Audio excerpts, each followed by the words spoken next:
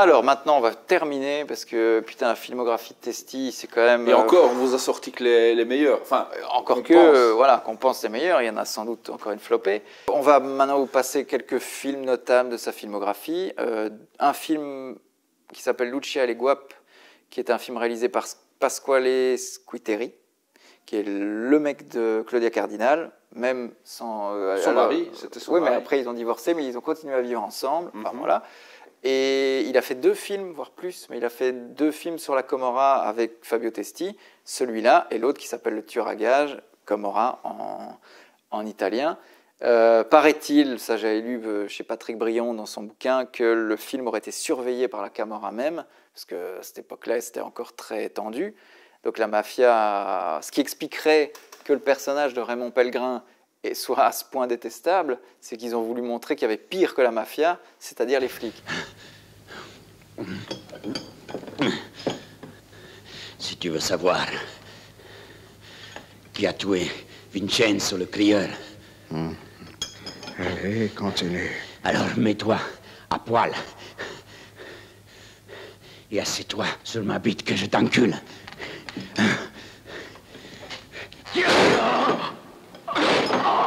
Et que de toute façon, la mafia n'était issue que des problèmes sociaux qui animaient Naples à l'époque. Je ne suis jamais entré à la Camorra. Parce qu'on n'a pas voulu de toi, ordure. Parce que là, on a Franco Nero, Fabio Testi, donc Django, qui quand même dans le film joue un avocat, enfin, un ex-gamin des rues qui veut se sortir par la culture et par l'enseignement et devenir avocat. Ça va se terminer mal pour lui. J'ai eu le temps de réfléchir en maison de correction et j'ai compris que dans ce monde de merde, la pitié et la justice ne se rencontrent jamais. Je suis né oblique comme toi, mais je veux devenir droit. Tu comprends? Non. Va-t'en, va. Fabio Testi joue un mec, un mafieux sublime. C'est l'après-Parrain de Coppola. Donc on est quand même dans les films qui... Les Italiens ne sont pas dupes, hein, c'est leur légende, hein, la mafia. Don Gaetano, par la Madonna, je t'emmerde, je t'emmerde. À la fois, on peut se dire qu'ils copient le Parrain de Coppola et les Scorsese et tout ça, mais en même temps, la mafia, c'est eux, quoi. Donc ils ne copient pas vraiment, ils parlent de ce qu'ils connaissent. Et là, on est dans un film pas du tout policiesco, on est dans un film d'auteur italien, bien réalisé, même si parfois il y a toujours l'abus chez les Italiens, pas que, mais chez les Italiens beaucoup avec les zooms. Pour qui priez-vous? Nous prions pour l'âme de Nicolas Berizzi. Ils sont très tu vois, ils font des zooms, mais ce qui est fou, c'est qu'à cette époque-là, ouais, mais ce qui est fou, c'est qu'ils te font des zooms. C'est compliqué à faire parce que et souvent ils font des zooms dans un mouvement, c'est-à-dire ils font un mouvement de caméra, ils zooment, ils reviennent à ça du visage, tu vois, ils font des trucs invraisemblables et c'est toujours maîtrisé alors que c'est extrêmement compliqué.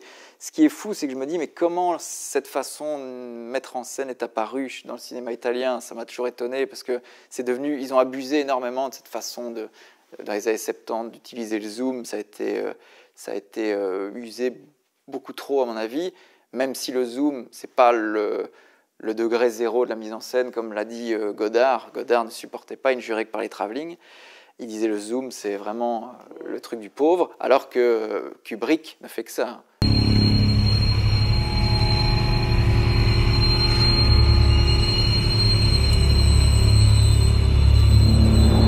Les zooms chez Kubrick, c'est toute sa filmo. Shining, c'est que ça. Et en plus, le premier zoom de l'histoire du cinéma, c'est 1927, un film avec Clara Bow. Et dans un de ces films, il y a un zoom, c'est compliqué à faire en 1927, qui dézoome sur un panneau de publicité du magasin, qui panote et qui rezoome pour voir où se trouve l'action. Donc c'était déjà, à l'époque, le zoom était déjà utilisé. C'est le côté un peu bizarre, c'est qu'à la fois c'est époustouflant techniquement, et en même temps tu te dis, mais arrête un peu que tes zooms. C'est vrai que des fois ça sert à rien, mais voilà, enfin, moi ça m'a pas... Mais le film est beau, des fois c'est exagéré. Le film est beau, les costumes sont beaux, les acteurs sont incroyables, l'histoire est folle aussi, et ça se termine en plus par Naples vu aujourd'hui de l'époque, dans les années 70, puisque donc on est dans le 19e siècle. Et puis à la fin, c'est en mobilette, tu vois. Tu passes du film d'époque au truc pour montrer que Naples n'a pas changé. Ça n'a pas changé, ouais, c'est magnifique.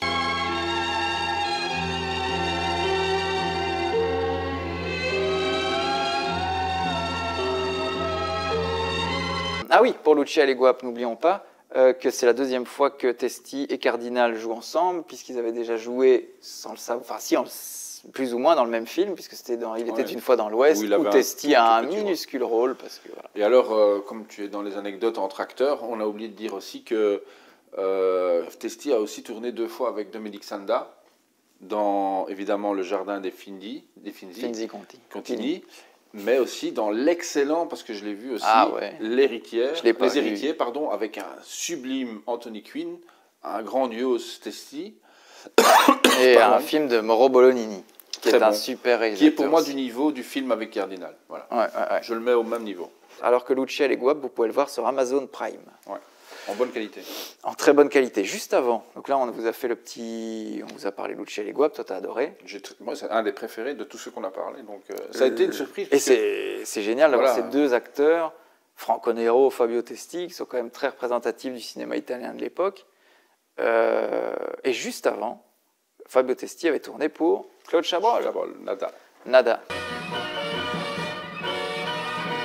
Qui est un sublime film adapté de Jean-Patrick Manchette, qui est un auteur de séries noires et critique aussi de cinéma, qui était assez virulent dans ses critiques. Mais c'est un très bon film de Chabrol, très anarchiste. Jean-Patrick Manchette apparemment n'a pas totalement adhéré au film parce qu'il a jugé que lui, il voulait que ça renvoie plus dos à dos la police et les anarchistes, alors que Claude Chabrol prend un peu plus le parti des anarchistes, mais je ne trouve pas que ça soit si fort que ça. Évidemment, l'État n'aime pas le terrorisme, mais il le préfère encore à la Révolution. Moi, j'ai trouvé que c'était un sublime film d'action, bon dialogue, belle réalisation, Fabio Testi magnifique. Quand chacun a reconnu en rêve la nécessité de détruire l'État, l'État rêve à la destruction de tous. Et puisqu'il doit finir, il rêve de la fin de tout. Mais à conseiller aussi. Il fait partie de ceux qu'on peut voir durant cette période, en tout cas. Voilà, encore une fin tragique, évidemment. Et très élégante, Testi. Une bonne guerre civile vaut mieux qu'une paix pourrie. Ceci constitue la première et la dernière contribution théorique de Buenaventura Díaz à sa propre histoire. Mais là, on arrive à un autre film de Lucio Fulci, parce qu'il n'a pas fait que des zombies, que des machins, il a même fait des comédies avec Toto, Lucio Fulci. Il a fait des films d'époque. Aussi. Et là, il a fait un western spaghetti qui, pour moi, fait partie des meilleurs western spaghetti après les Léon et tout ça. C'est Les 4 de l'Apocalypse avec Thomas Milian, Fabio Testi et la femme de Peter Sellers, Lynn Frederick. Oh, magnifique, mais quel destin. Ah ouais, aussi, j'étais triste aussi. Moi, je l'ai découverte dans ce film, évidemment, mais je l'ai redécouvert dans le film de Saul Bass, celui qui a fait les génériques des films Hitchcock et tout, le film qui s'appelle Phase 4, avec des fourmis qui prennent possession du monde, et elle jouait dedans, et elle a une espèce de mélancolie, comme ça, elle est un peu absente, tu vois, un peu éthérée. J'adore cette fille. Moi aussi. Elle joue aussi dans un film de la Hammer ou de la Amicus, le Cirque des Vampires, je crois aussi.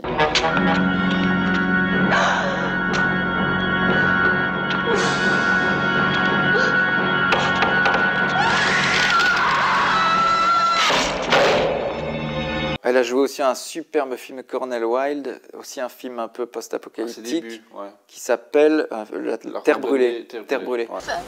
Daddy, please. I want to. Really. It's because I feel safe with him. Donc voilà, ça c'est Lynn Frederick, en tout cas gros crush quand je l'ai vue dans Phase 4, et j'avais même oublié qu'elle avait fait le 4 de l'Apocalypse, elle est magnifique. Il lui en arrive de sacré... Ouais, elle se fait bien violer par Thomas Milian, je crois. Hein. Ouais. Devant Testi. Devant Testi, dans une scène magnifique, sublimée par la musique de Fabio Frizzi.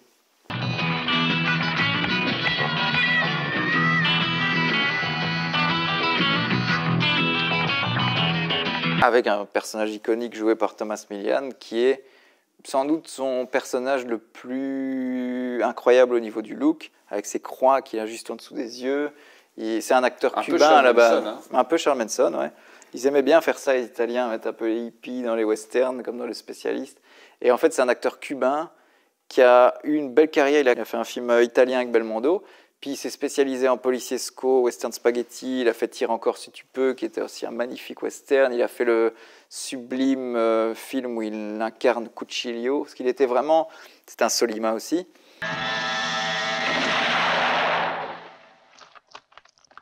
Mais en fait, il était l'incarnation du héros westernien populaire. C'est-à-dire qu'il a incarné vraiment les petits. C'est-à-dire que lui, dans les westerns, il se battait au couteau. Par exemple, il fait un duel face à un mec qui a un flingue, et lui, il a le couteau qui est comme ça, et il fait un duel où il arrive à tuer le mec avant que lui tire, ce qui est déjà improbable, parce qu'il bat un mec qui a un flingue. Mais donc, c'est un... Et après, il a fini encore dans des films hollywoodiens. Donc, il a fini sa carrière dans des films connus hollywoodiens, on les met là. Donc, il a une grosse carrière. Il a fait des gros films et là il est impressionnant. Merci pour ça. Et pour ta femme. Et donc le script est tiré de plusieurs nouvelles de Francis Bret Hart. C'est un assemblage qui peut alors expliquer la structure un peu du film qui fait très road movie, où à chaque fois il va y régner des rencontres de plus en plus étranges. Donc le scénario de départ était de Ennio de Concini, ouais, qui a fait le masque du démon. Ouais. I shall return to torment and destroy throughout the night of time.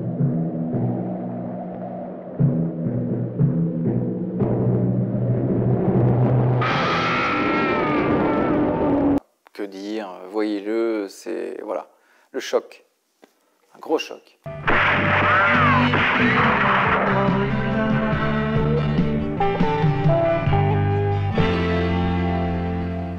Et nous, on se retrouve pour de nouvelles aventures et de nouvelles fins de séance. À bientôt. Ciao.